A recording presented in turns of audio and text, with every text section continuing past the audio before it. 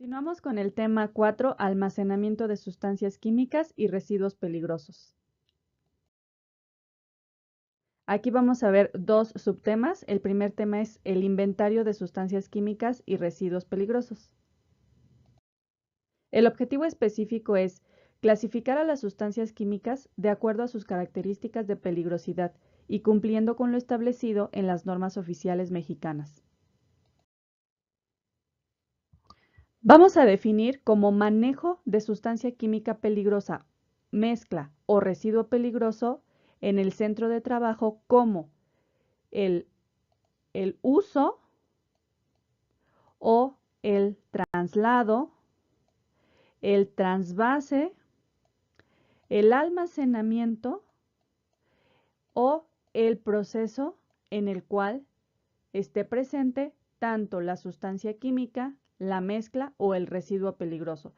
Esto está basado en la norma 018 de la Secretaría del Trabajo y Previsión Social 2015, que nos define todas estas acciones antes mencionadas como manejo.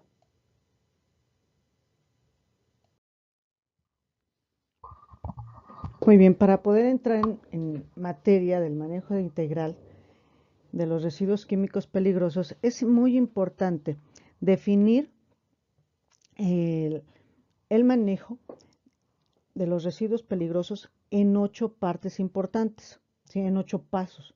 Es todo un proceso y, bueno, cada parte lleva su chiste. Como lo vimos en las presentaciones pasadas, debemos de tener bien identificado quién es el generador, ¿sí?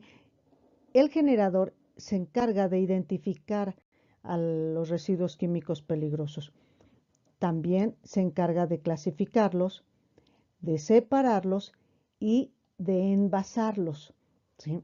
Aquí los he dividido porque es muy importante eh, verlo como un proceso compartido, ya que el generador no tiene la capacidad para llevarlos y ponerlos a disposición final. Entonces tiene que hacer uso de una empresa autorizada para darle la segunda parte del proceso.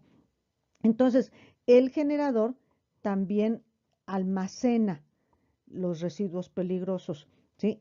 Que es la parte importante dentro de este video. El sexto paso dentro de este proceso compartido es transportar a los residuos que el generador ha almacenado. El séptimo paso es reclasificarlo para finalmente darle una disposición final que no afecte ni a la sociedad ni al medio ambiente. Bueno, antes de almacenar los residuos peligrosos, es muy importante saber qué tipos de envases vamos a utilizar. Como lo mencionamos en los videos anteriores, los residuos peligrosos se van a dividir en químico peligrosos y biológico infecciosos.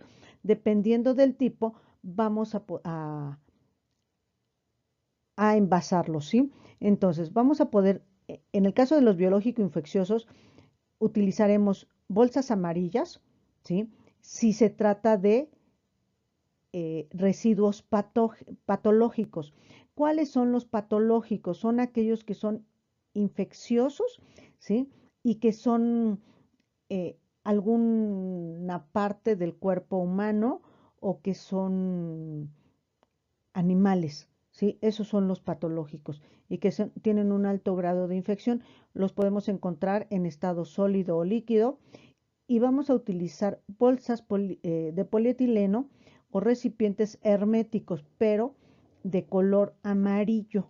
Ese color amarillo nos va a decir que estamos hablando de residuos peligrosos biológico-infecciosos de tipo patológicos. Podemos utilizar también cajas o envases. Este tipo de recipientes los vamos a utilizar para envasar tanto los químicos como los biológicos también. Ahora, Otro tipo de envases para los químicos peligrosos son los tambores, los bidones o los cuñetes de plástico, como podemos ver en ambas imágenes. En el caso de los biológico-infecciosos, bueno, pues vamos a clasificarlos en sangre, en cultivos o cepas, en residuos no anatómicos y en objetos punzocortantes. Estos 4 tipos son biológico-infecciosos, pero no son tan peligrosos y no requieren de un manejo tan especial como los patológicos. Eh, Estos 4 tipos pueden estar en estado sólido, están en estado líquido, perdón, sólido, ¿sí? Los residuos no anatómicos pueden ser el algodón o las gasas, son sólidos, son líquidos, por ejemplo, la saliva y, o las expectoraciones. Y los punzocortantes todos son sólidos y son las agujas, las agujas con las que nos inyectan o los catéteres y los bisturí, las navajas, todo esto son los punzocortantes y vemos que los recipientes son diferentes, son cerrados herméticamente y una vez cerrados ya no se pueden volver a abrir en todos en estos casos. Ahora, una vez que ya hemos envasado, identificado y clasificado a las sustancias químicas y a los residuos peligrosos, les vamos a dar un almacenamiento. Este almacenamiento, ¿cómo lo vamos a hacer? Bueno, existe una matriz, ¿sí?, de almacenamiento químico mixto. Eh, este almacenamiento lo vamos a aplicar tanto para las sustancias químicamente puras, para los residuos peligrosos y para el transporte de sustancias químicamente puras y residuos químicos peligrosos, ¿sí? Entonces, bueno, ya lo hemos visto en los videos anteriores, ¿sí? Los pictogramas son muy importantes. Vamos a tener a los explosivos, a los gases inflamables, gases a presión, los líquidos y sólidos inflamables, las sustancias comburentes, las perjudiciales para la salud, las sustancias corrosivas, las nocivas, las tóxicas y las peligrosas para el medio ambiente. Si vemos esta matriz en la parte superior, tenemos exactamente los mismos pictogramas.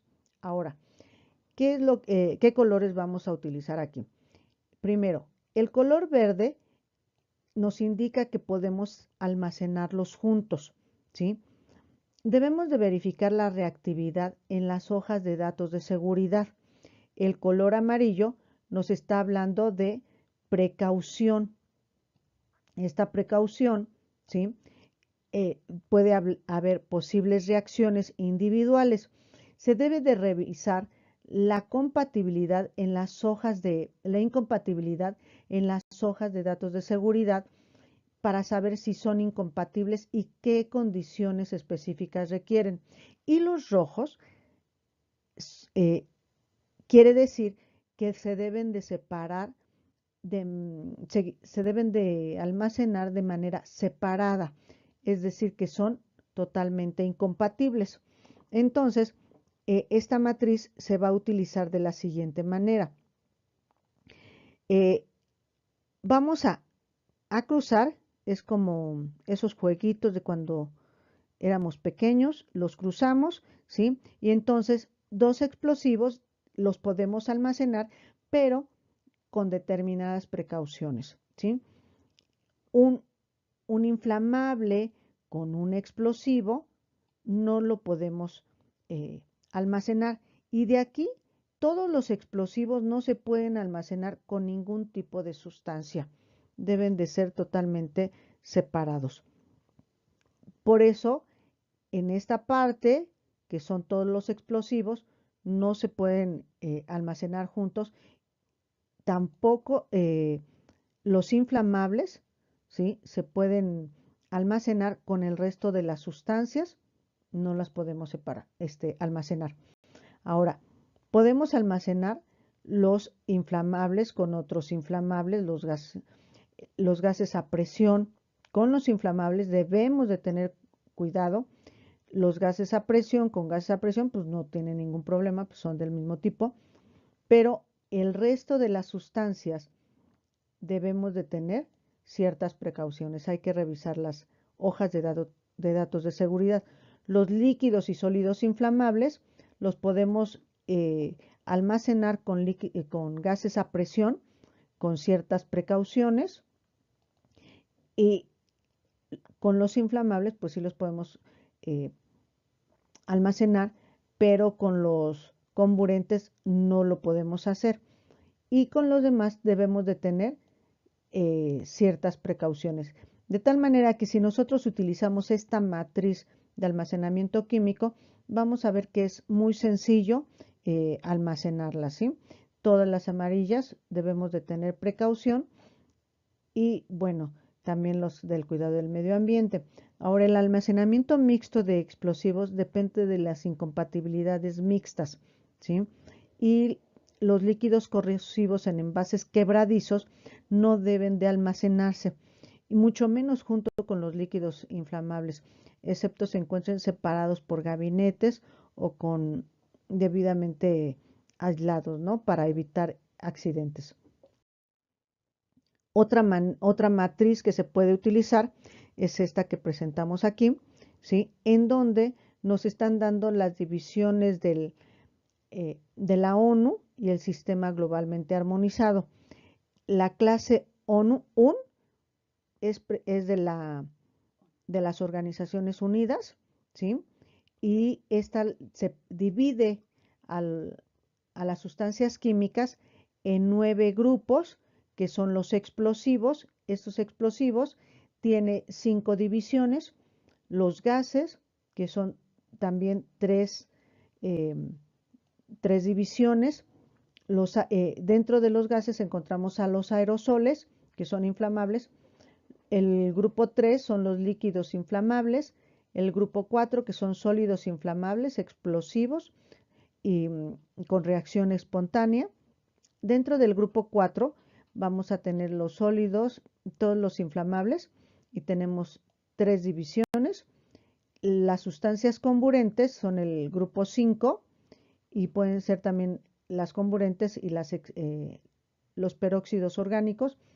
El grupo 6 son las sustancias tóxicas con efecto agudo, las tóxicas con efecto crónico, las biológico-infeccioso, que son las 6,5, y el grupo 7, que son las radiactivas, las sustancias corrosivas, las 8, y las 9, que son sustancias y objetos peligrosos varios, incluidos las sustancias peligrosas para el cuidado del medio ambiente. Entonces, esto es muy importante, ya que son utilizadas también para el transporte. En cambio, el sistema globalmente armonizado se utiliza para el señalamiento del centro de trabajo y para las etiquetas, ¿sí? Para la identificación de peligros.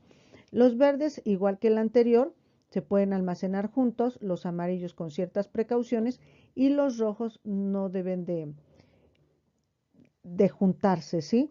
Y si se deben de almacenar de forma separada. Es el mismo método, es un cruce de escala, ¿sí? Es decir, vamos, por ejemplo, con los peróxidos orgánicos, vamos para acá, ¿sí? Si nos vamos hasta la toxicidad, vemos que no vamos a poder almacenarlos juntos. ¿Por qué? Porque está en rojo y requieren ser almacenados de forma separada. Ahora,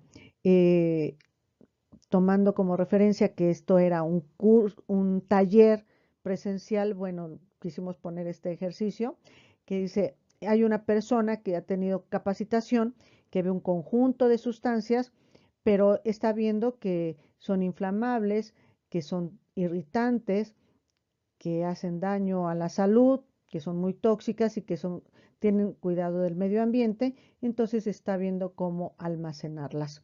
Se los dejamos de tarea para que lo hagan en sus casas, cómo las debemos de separar y qué equipo de protección personal tendríamos que utilizar.